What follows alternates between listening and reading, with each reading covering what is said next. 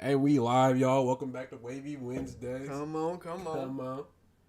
Let me get the stream playback real quick, though. Yeah, we got some Adele on the screen, Now we here now. Are we back, y'all, for the Wavy Wednesdays episode 3? And we icier and it's sounding better than ever, y'all. Come on. Oh, yeah.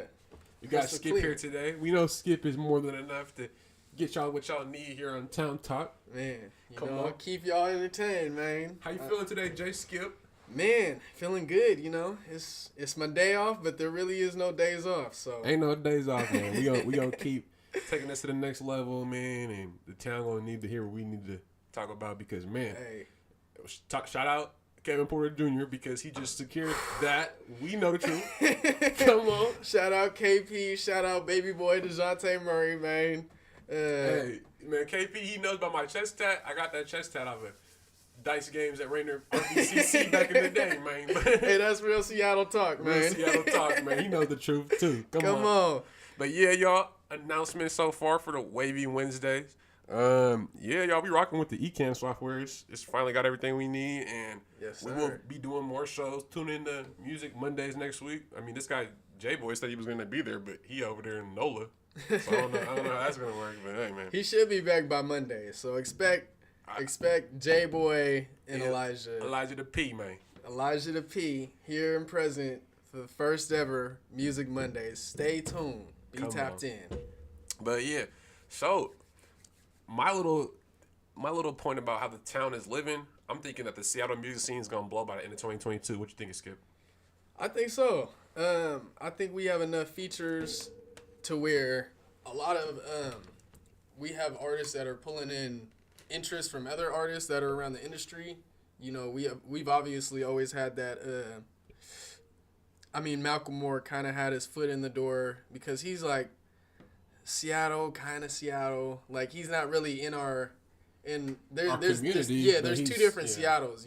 Really there's that upper echelon Seattle. Yeah, there's that Seattle where the average housing ownership net worth is $1 million. Then there's that culture diverse Seattle where we from. Yeah, absolutely. So there's he's pulling Travis Thompson along with him, which Travis Thompson actually is a local artist. That's someone who's born and raised in Burien on Ambom. Oh yeah, no, shout out Travis Thompson for real. Really shout out. The Cuddies know him. That's what I'm saying. So we have Travis Thompson who's pulling in different crowds from that Macklemore crowd. We have solidified town legends that have moved on to LA to get their music into film, like Nacho Picasso, my big cousin, Big Sis, Gifted Gab, along with Blimes. They form Bag, and we got Jarv D, Big Brother here, who made a house album, Black House. Be sure to check that out. That's really the new wave of dance hall music. We're going to have to review some of that. We're definitely going to have to tap in. My big sister's in the music video.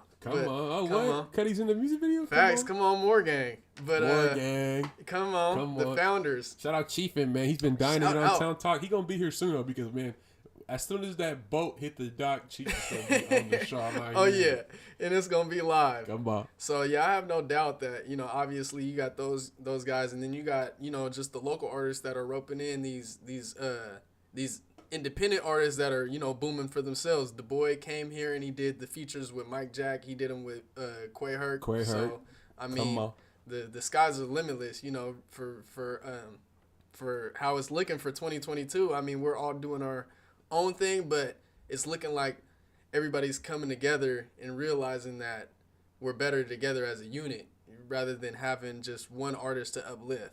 Yeah, just have that diversity. And for the Boy to collab with Mike Jack and Quay Hurt, that's like 1% of the Seattle music scene. And if you guys tap in and check the description of this video, we got the Seattle music playlist that's going crazy. 300 views on the YouTube playlist and Apple Music. It don't tell me, but we got a couple listeners there at the bottom. It says, but come on. But like, always. I'm telling y'all, we have every artist that you might think that, I like this Cali artist or this Detroit artist or this Florida artist.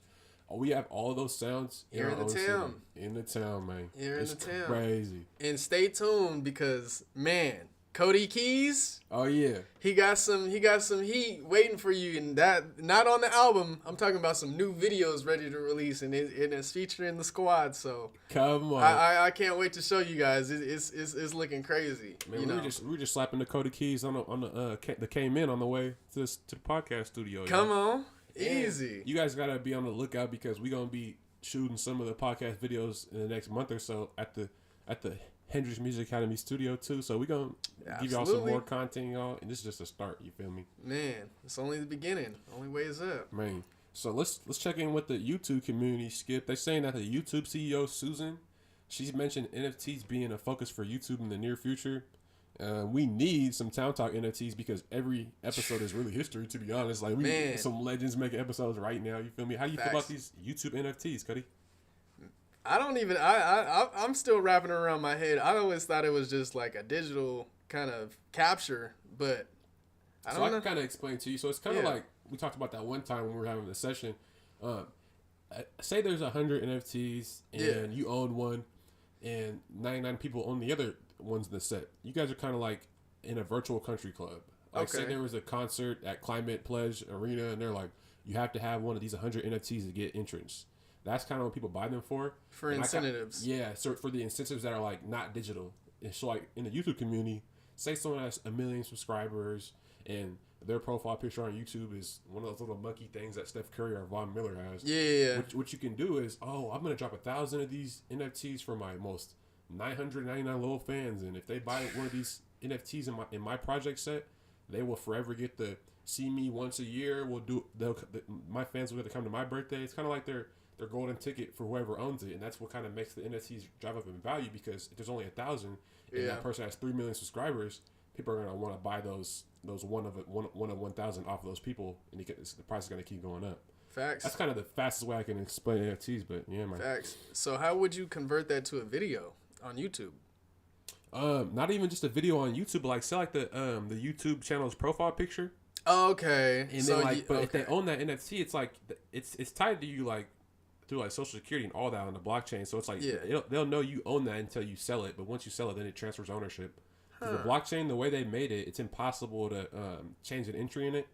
It's all for sure because each piece comes after the next, done like a long line of 1 million pieces of the chain. Exactly. So it's like they can't change it, so it's all for certain. So that's the only one secure thing about NFTs at least. Okay. Yeah. That's smooth. I think when they incorporate that in the YouTube world, definitely it's gonna help them make a more like locked in communities and niches. For sure. Like you were just saying, you said it's like a reserve club, so I feel like it might be the same way for like a YouTube channel. Maybe you have a certain NFT to have access to a certain, type of information. The way I would do it, or we could do it at Town Talk, is like people that own the NFTs, they could have rights to the Patreon. We're getting that exclusive content, or maybe like they have a right that we can do like 10 of them, and if it's music artists, we can do it that way, and they can perform every year at the Hendrix, like the Jimi Hendrix Memorial, stuff like that. That is true. We're gonna always make sure we put that town twist on it. You feel me? Oh, facts. And then the last thing happening with YouTube is, like TikTok short videos, they want to pay people for the YouTube short videos. How do you feel about that? For the shorts? Yeah, like on the YouTube shorts. Oh. 'Cause I don't really mess with TikTok, but I'm trying to learn these YouTube shorts too. I mean, that's where it gets kind of tricky because being that it's so short, you could just run it up, run up the views like crazy. But at the same time, I guess they have that same algorithm for the YouTube videos to kind of decipher that. And I guess so many plays equals, a certain amount of money. Like for YouTube, I think it's like, 1,000 views equals like $1 or something, or $10 or something like that. It might be 10,000 views for $1. Or 10,000, So I think for the shorts, it might be like 10 times that, 100,000 views for like $10 or something like that. But I mean, regardless, they're making in revenue off of the views. Oh yeah, quick shout out to the Hendrix Music Academy. Come on. Founded by the Tina Hendrix. It is her birthday today. Wow. February 23rd. Come shout out on. Tina Hendrix. Shout out to the queen. Real Hendrix, the queen. Come on. But yeah, so I don't know. We gotta learn these shorts, but I think YouTube, they're trying to compete with Twitch. They are, because they want to get a more of a gaming focus this year too. What the CEO Susan is talking about in the NFTs, that's more down the line. But I feel like YouTube's kind of missed that train on the live stream aspect of like getting in revenue like Twitch does as far as like with the gaming and stuff, because they should have had this. They're the platform that, you know,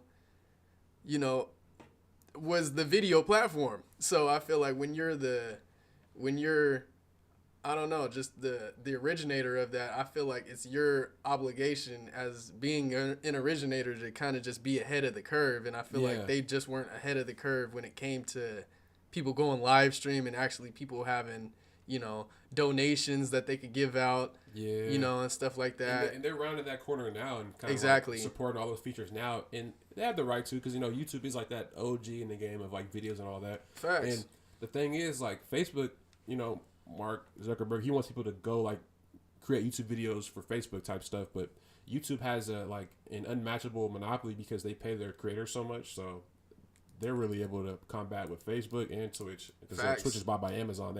Amazon moved very quickly to buy Twitch. Man. So yeah, I remember when that happened. We know Amazon. Yeah, man. Come on. No joke. But yeah, so man, let's tap in with the Seahawks. So who do you think would be a stupid player for the team to let go in free agency? Who's a free agent this year for our C-Town Seahawks? A free agent that we can pick up? No, that is on our team that you think we need to sign, and if we let them walk, we're stupid for that. Definitely got to re-sign Quandre, and I say even re-sign Bobby, even though I don't think his contract's up.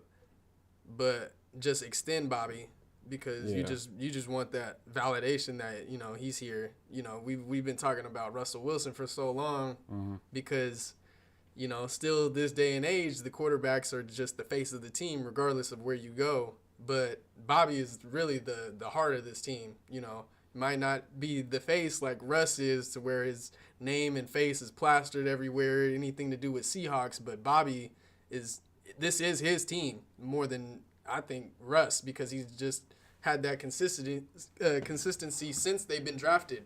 And I mean, he started too. So, and on top of that, Bobby's never given us that that maybe I'll leave you guys, maybe I won't vibe that Russ has. Exactly. Even though I'm one of the biggest Russell Wilson stands. Exactly. I do hate that he did kind of leave us on a limb there, that he can leave us at any moment. So, exactly. Yeah. And it's the fact that Bobby has actually sacrificed something, you know, really detrimental. Like, he sacrificed his best friend, KJ Wright, not coming back. Yeah, you know, that was a big move. That's a big move. You just can't just, you know, take someone's, you know, best friend, their coworker, their, you know, someone who you expect to see side by side, you know, year after year, for another guy who's iffy here. I mean, that would rub anyone the wrong way. And I just hope that Bobby knows that we want to keep him here for his whole entire career, no matter what anybody says. We want to keep Bobby here. Yeah, and Bobby needs to retire here, because if any other franchise got to retire, like, he's probably the greatest linebacker of all time, stats-wise, 10 straight years of 150-plus tackles. Facts. Who's doing that? Facts. Nobody's doing And they that. always talk about Russ being the most winningest quarterback. Well, Bobby is the most winningest linebacker. So by those measures, so, literally, because he ain't missed no games either. Yeah, for real. So we definitely appreciate Bobby. I want to see Quandre, Bobby. As far as everybody else, I mean, let us see Dwayne Brown, just because he's been a big vet for us, but he can't be taking a big salary this time. You know, he did have some big slip-ups. You know, his age is showing. And he's not getting no younger, for real. Exactly. I think he should be thankful to be with this squad. Oh, absolutely. A young team as we are. I think he loves his role as far as being a big vet and having that being able to guide and have that leadership towards, you know, the younger guys, and be able to have that freedom without really, you know, I don't know, just like playing towards a system. You're more of like what we do in the Seahawks for our veterans is we mold them into roles beyond football. So, you know, mold them into coaching roles, mold them into, you know, business owners. Yeah, something that they can just do beyond football. What else do they have to give to the game? And Dwayne Brown, you know, he's a big vet. That's a lineman that if you're a Seahawks fan, you know that our linemen need the most help. So we need all the info and all the leadership and all the guidance that we can get. So definitely want to see him back, but it's gonna be for the vet minimum. Same thing with, you know, Penny. You know, I love the fact that, you know, AP has sparked something in him that, you know, we just couldn't for the first 4 years. But it's like, thankful.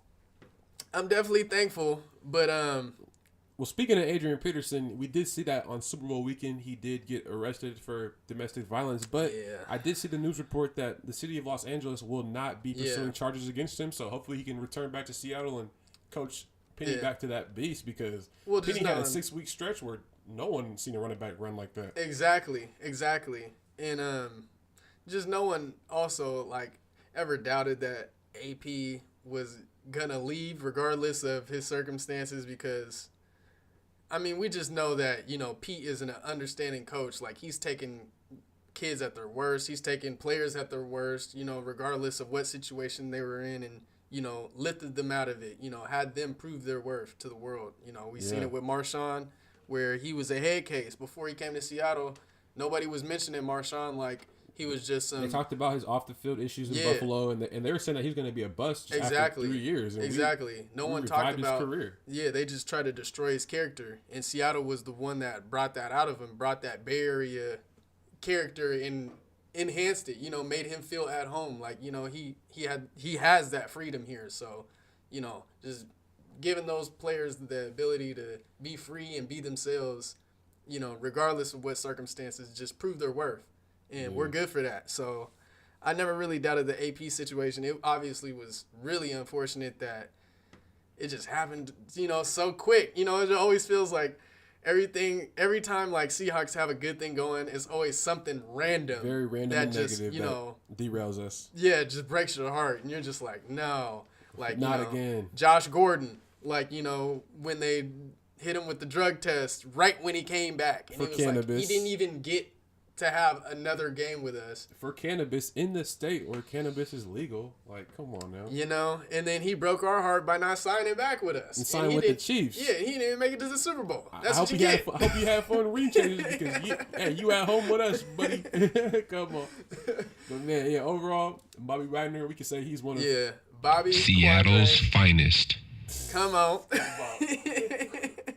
But yeah, we definitely want to see these guys back. I want to see us go beyond. Like, that's what I'm saying. I'm iffy on the Penny, just because there's been a few running backs that, you know, are open in free agency. I believe Kamara is a free agent. Yeah, Kamara is a free agent. I think he's on the more expensive side, but hey, think about this. We got the bag though. Hey, we do have top 10 cap space of all NFL teams, but what do you think about Leonard Fournette from Tampa Bay, because he's a free agent and that team don't got the GOAT no more? I do respect Fournette, but playoff Lenny? We could have got Fournette instead of Penny, and for that I gotta go with Kamara. You know, I'd rather spin the bag than, you know, try to heal a wound that was already, you know, it's open already twice. Yeah, it's already been open twice. It's already okay. I got you. Okay, in other town talk news, but this might sound a little crazy because we're having these colder winter days these last couple weeks. Man, it's been cold. I gotta like astute that to global warming, because they're saying that we're having colder winters and hotter summers now. They're saying that with more precipitation in the sky from the glaciers melting, we're gonna get more snow and rain in the winters, and then hotter temperatures in the summer. So how do you feel about that? Because man, we had a couple of snowflakes yesterday in Tacoma and Seattle. Yeah, I mean, for the past few days, pretty much now. I mean, we've had these, you know, ongoing hail, snow, you know, that's been reoccurring. And I mean, during this time of the year, you can't really pinpoint it, because last year we did get snowed in on Valentine's Day, and it was really big snow last year. Yeah. I mean, we were together at the house, and it was cold. But global warming, obviously, it's no joke. And who knows what really effort we're really putting to, you know, put a cap on our damage that we've already done so far. I feel like, if anything, in the carbon footprint, it seems like, you know, we're more of taking steps backwards. We were taking steps forward in the Obama administration, but during the Trump administration, he kind of said F that to the whole what is it called, the climate accords that had like these sanctions in order for people to treat the environment with, you know, certain regulations where they can't deforest too much areas of forest and all that. But he did repeal those regulations, so people have been putting even a bigger carbon footprint. Exactly. And it's not only been hitting us in Seattle.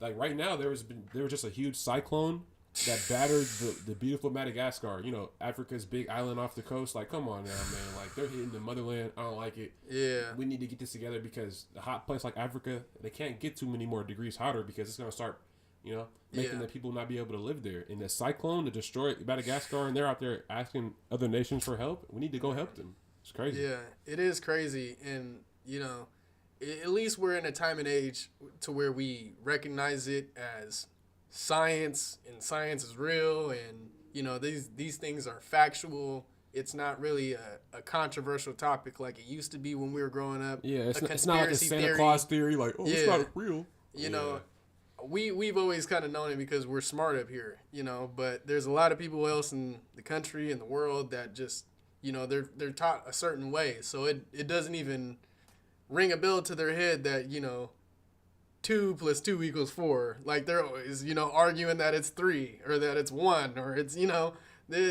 because they've been just conditioned to this type of thinking that, you know, that you can do as much as you can in your lifetime and you lived it. So, I mean, that's basically the thought. That's the whole thought that, oh, the next generation doesn't matter. Exactly. It's about our gain now. I'm a businessman. I run a big oil company. It's about my gains. Forget my next generation because, you know, I'm not going to be here.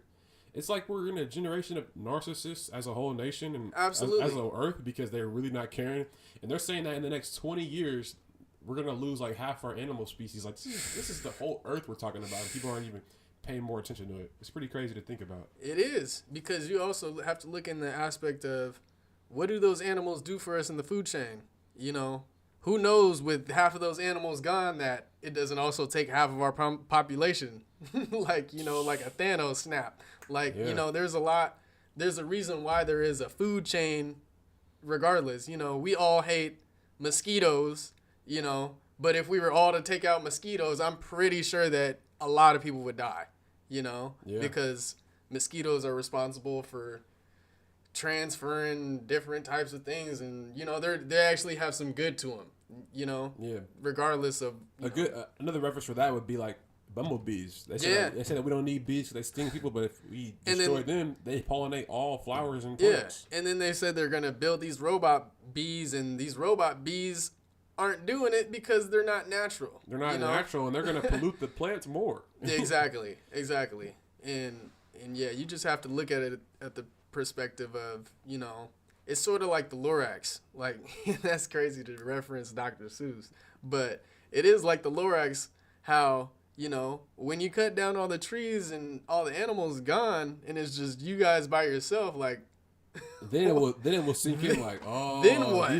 These were not infinite resources. Wow, we should have took more care and held them to be more precious. But they're not gonna see till it's too late, man. And especially in a place like Seattle where we live, we're not gonna feel the effects as bad as other places for a while, just off of us being near the water and more northern than across the equator. Yeah, but man, I hope we can get together because I want my kids to be able to see a good, clean earth, and they got islands the size of Texas full of trash in the ocean. Man. And then they got birds just dropping dead out the sky. I don't know if you've seen that video, but it was like a ton of birds just dropping, and there's a lot of conspiracy theories to it.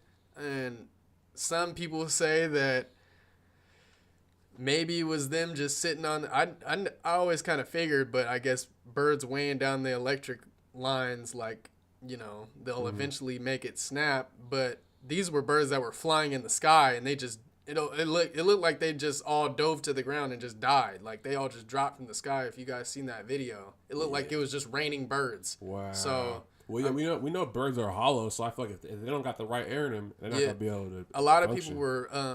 That's what I'm saying. It boils down to a lot of conspiracy theories too. It could be conspiracy, could be, you know, factual. But 5G, the way that 5G is working, I guess birds use the planet's frequencies, electromagnetic fields as direction. Yeah. And what 5G does is that it disrupts that connection to where they don't know where they're going, and leaves them oftentimes like there was also videos where they were showing like effects of 5G, and it was.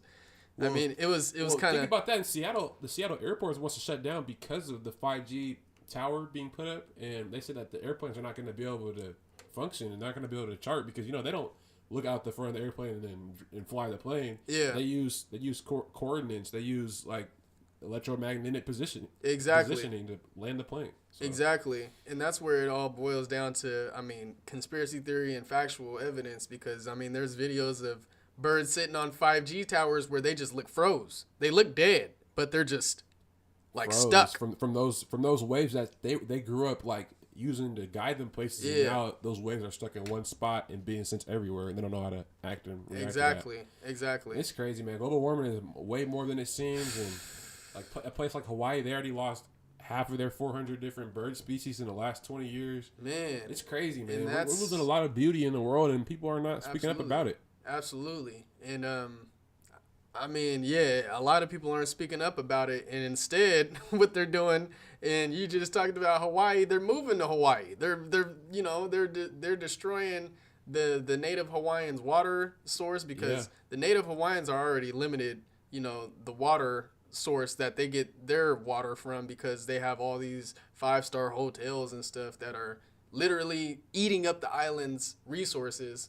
And they have Mark Zuckerberg and dudes like that who want to legally buy sacred native land to them. That's literally been what they've been only known to live on their whole lives. Yeah, and that they just got to up and move, just because some white guy purchased their land for a dollar amount that, in 1,000 years ago didn't even exist. A dollar amount doesn't exist. It's a man-made thing. Yeah, it's a man-made value item that's not even for their own society. The Hawaiians don't care about that. That was the colonizers that made that system of value. You feel me? And it's like that colonizer, what's it called? The Manifest Destiny. That they're still Andrew Jackson. They're still trying to live that through in places like Puerto Rico and Hawaii, because. Don't you know that it makes them mad that Hawaii has its own like natural people, and it's not 100% white people, but they're in the United States? Exactly. So they're gonna do what they can to move them out. And I see a lot of Hawaiians that come to Seattle, and that's cool and all, but I hope that not too many of them leave where it becomes majority. A PWI as in a PW island. So facts. Hopefully, they can. They could really put a stamp on their. I mean, obviously we saw their governor run for president, and she fine. But you Hawaiian? Yeah, she ran for president. I'm gonna have to go see what her policy's about. Yeah, she ran against Joe Biden, but she was, she's native, so her policies are native thoughts. Like, it's natives, environment focused, but also culture focused, community focused.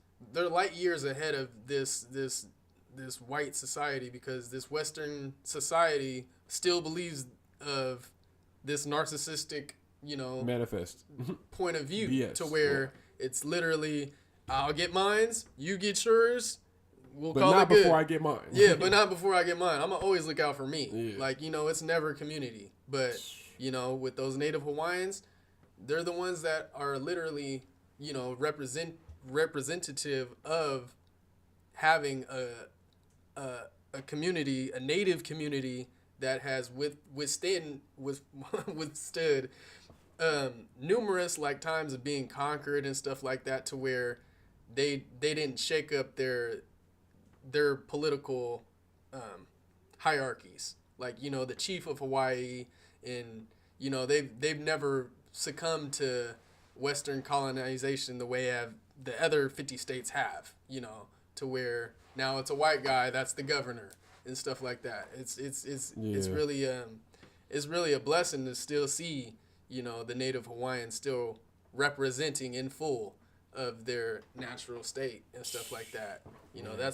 That holds a lot of power, because they're still in the government. They still get to actually have a say and actually get to vocalize these things to the world. And I hope that they can stay in those positions of power, because as they should, like, they should have that right, and they need the right policies that make sure that there always is one native Hawaiian in charge, so they don't become like the mainland where our natives are just withering away.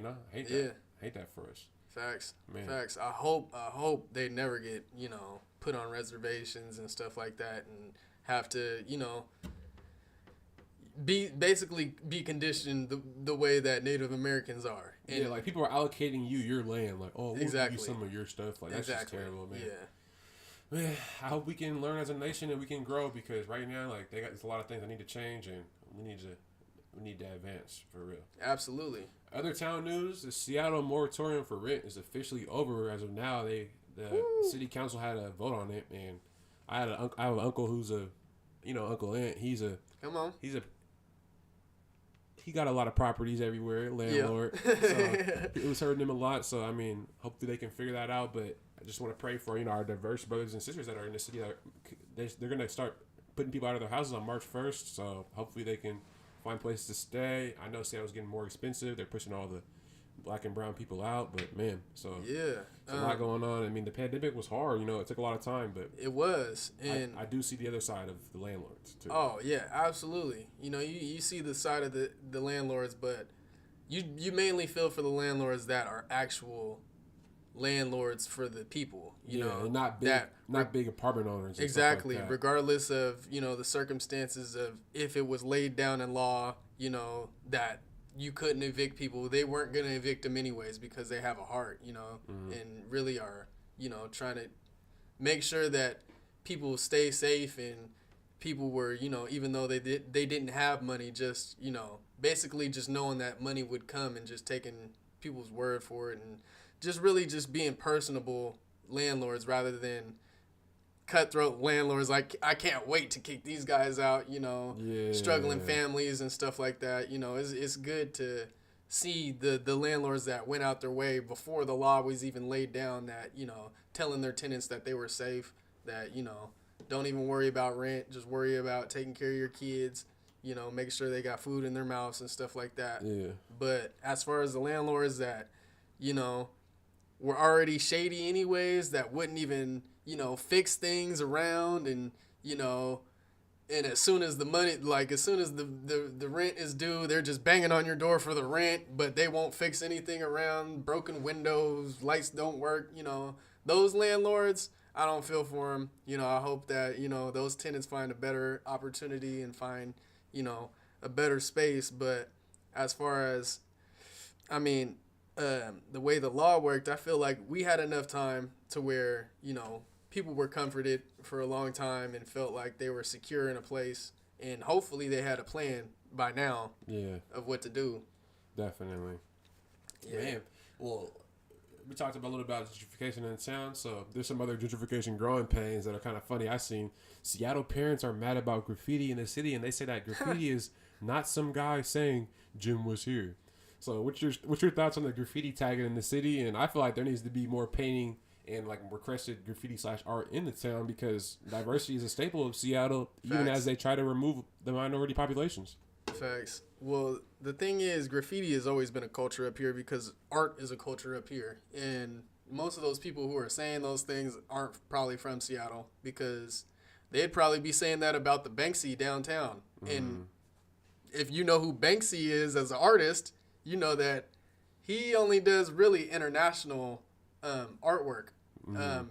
Seattle was one of the few U.S. cities that he actually did artwork here. Yeah. And he has a pretty big following, and that's what brings tourism down to, I believe it's over by I think it's like 2nd Ave, over in Pioneer Square. Okay. But yeah, over in Pioneer Square with the Starbucks and all that. The famous, well, I guess now it's famous. The Troll Bridge or? Nah, the parking garage. Oh, yeah. Yeah, right there by the water. It's lit. Yeah, that parking garage, that is where the Banksy is. So, okay. It's all, art is literally your perspective of how you view it. People who got something bad to say about graffiti and stuff like that usually don't see the perspective and the meaningfulness of art. They probably look at the Soto area as just being super graffiti, not really seeing that has been there my whole life. And most of them are like storybooks. They're like comic books. Like, you just look at each wall and it's literally the same story. You just got to look through all the way through. But if you were to just look at one, you'd be like, what?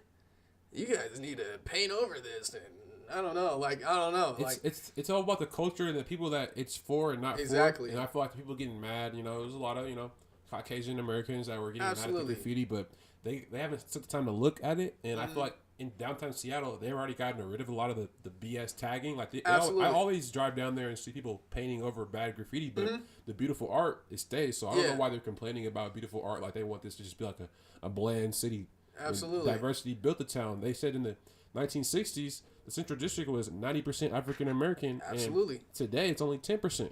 Absolutely. A 50-ish year turnaround, and the whole black population has been pushed out. Exactly. And now you can really understand where those comments are coming from as far as, you know, someone who really doesn't appreciate the culture. You don't appreciate the culture because you never cared about the culture in the first place. Like, we talking about an area that went 90%, from 90% African American to 10%. To 10%. In one generation. In one generation. This isn't a small neighborhood of just even 1,000, 2,000, 3,000, 4,000, 5,000 people. This is a neighborhood that's 200,000. Yeah. 200,000 people. It's a lot of people. So, I mean, when you look at it in that perspective, yeah, of course you're going to feel some way because this ain't even your neighborhood. This ain't where you were born. Of course you're going to have something to say. You're going to always have something slick to say. Especially when you're paying all these high prices in the city. You're going to be mad about everything. Like, exactly. No one told you to move to the town, man. Yeah, exactly. You should love the town as we love the town because we get pushed out of our own town and we ain't even complaining. We just love the town and everything it offers, man. But I think it's going to be funny just with as time goes on, you know, that's why we've kind of had an understanding of the Central District and the direction it's going as a neighborhood. We obviously don't want to play a numbers game to where, you know, we want to keep black people there, but in order to keep black people there, we just, you know, breaking the bank, you know, type thing. You know, we're owed that. We're owed, you know, to have culture remaining in the Central District. You know, that's why we have affordable housing in place. But it's about to be wild. It's about to be a whole different kind of culture shock when these outskirt cities that we've been pushed out to are now becoming really cultured. And they're going to have that graffiti and they're going to have that artwork and they're going to have, you know, all these different types of flavor to these outskirt cities. Kent, Renton, Federal Way, Auburn, you know, even up north, Linwood, Shoreline, even Bothell, and, you know, just all these random outskirt cities, you know, to where they are now becoming a little bit more affordable and stuff like that. You're going to have, you know, a lot of culture developing. While these are the neighborhoods that, you know, these white families are moving from to go into the city. So once they go back to the places that they came from to either visit or, you know, just to check up on or whatever have you, they're going to be in for it. We're going to box them in while they think that they're, I guess, wiping or erasing, gentrifying, however you want to describe it, of, you know, of our culture. We're building a culture around them and we're actually boxing them in. So yeah, and the town will always be ours. We're always going to be going to Alki. We're always going to be going downtown, seeing the beautiful science center, all that. So they're gonna have to get used to us for sure, man. That's what I'm saying. You're not about to only see black people in Seattle. It's about to be black people everywhere they go, and they're not gonna be able to escape that. You're just gonna have to succumb to it. And it all happened because you guys wanted to come take over the hood. You guys want to come take over the hood? We'll take over the suburbs. Yeah. Facts. Literally, man. And that's how it's going to be in the town, man. We had a good show today, y'all. I mean, come on. I want to end it off on us reacting to some music for sure, man. Let's do it then. What song you feeling like? One or two songs, we'll get it on. Well, you said you didn't tap into Jarv D yet. So, Jarv D, Black House. Mm-hmm. Tap into that real quick. All right, bet. Come on. Yeah, we're gonna uplift our spirits a little bit. You guys about to see this new wave of this, what are we calling it? I guess it's a little Afro dance hall music, you know, real Afro-centric. Hold on, I'm loading Chrome right now. Yeah. Waiting on it. By the way, just a quick description. This is Jarv D, big brother, big cousin, co-founder of More Gang. His wife, Casey Carter, Miss Casey Carter, she previous years ago, she was running Cube 93's The Glow Up. She is, the Glow Up podcast, founder and creator of that, and she does wonders with, artists coming into the industry, just making those connections and stuff. Yeah. They're a real Seattle power couple. But, yeah, we always showing love all the way throughout. Yeah, I'm waiting on this Chrome to load. Google Chrome's tripping right now. Man, Google, get it let together. me go back to the normal camera, and then I'm going to try this again. For sure. Let me see, man. Oh, now it's opening up. I see. I got you. Hold up. Boom. YouTube. Jarv D. What song?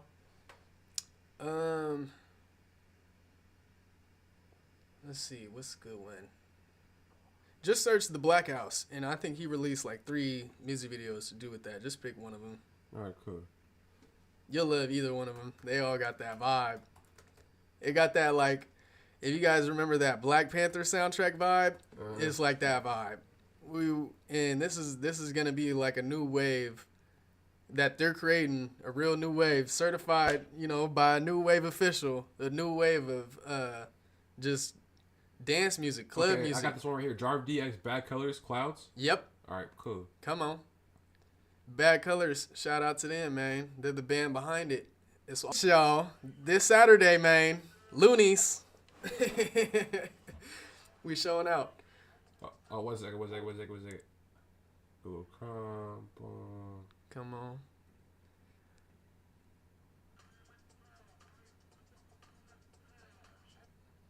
Oh, we going hard.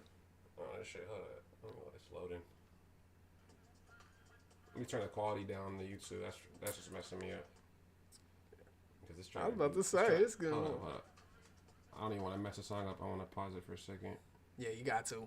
Oh, yeah. I'm going to turn the quality down just so I can, because we're running this eCam, y'all. Come on. Man, all this data. All this just power. Man, 5G. I got the laptop plugged in and still dying. Man, we killing some birds with this.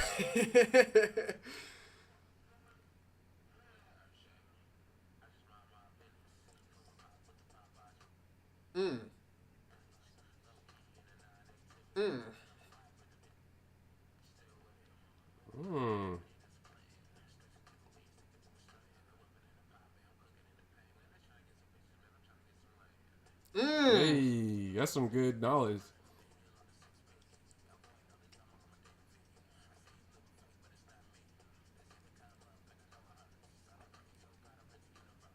Universe.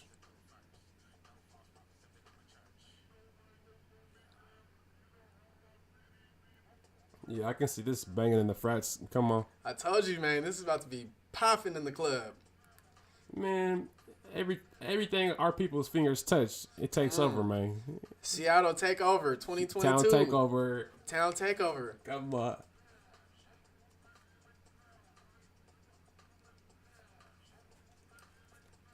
Again, y'all, this is Black House music made by Jarv D from the town, man.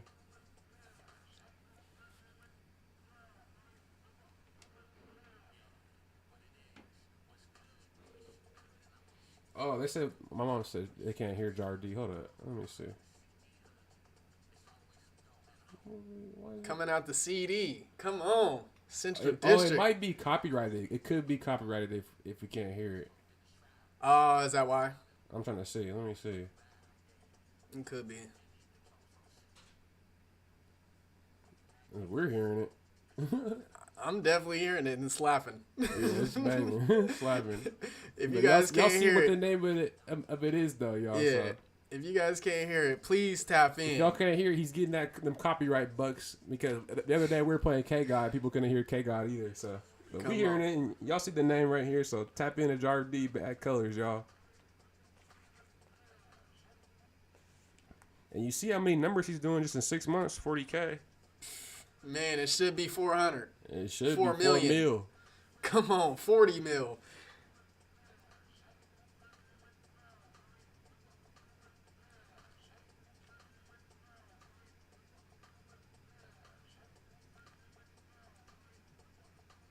Let the earth shake. Hey, let the earth shake.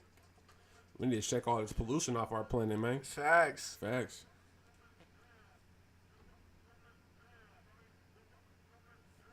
I'm loving these visuals, Skip. Bro, crazy.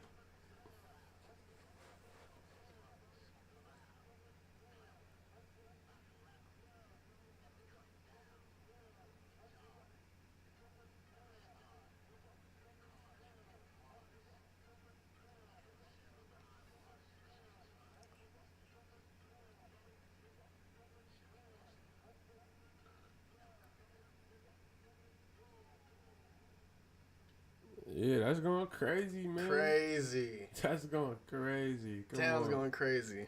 Come on, Town. Man. Hey, man, good show tonight. Come Wavy on. Wednesdays, episode 3 on them on February 23rd, the birthday of Tina Hendricks, y'all. Hope y'all enjoyed this show.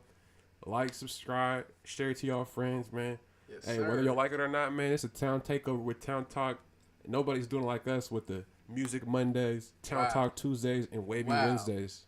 And that's just off the top. Wait till we get our friends and family Fridays where we start interviewing people that we love and dearly in our lives that are part of the, friends to the Hendricks fam. So tap in with us, y'all. Come on. Skip, close them out, man. Man, we all community. Let's join together. Keep it going. Let's get it. Tap in this Saturday. Don't miss out the Y Bar. The Loonies are in town. I got 5 on it. Hey. And we hosting. So. And hopefully we can get them to join the podcast after that night. Hey. So hopefully, y'all. That'd be legendary. So please stay tuned. And we gonna have Skip try to do it, man. He gonna talk to him, get him on there, man. You got the charm for it, y'all. But, hey, man, bless up, y'all. Town out. Yes, sir.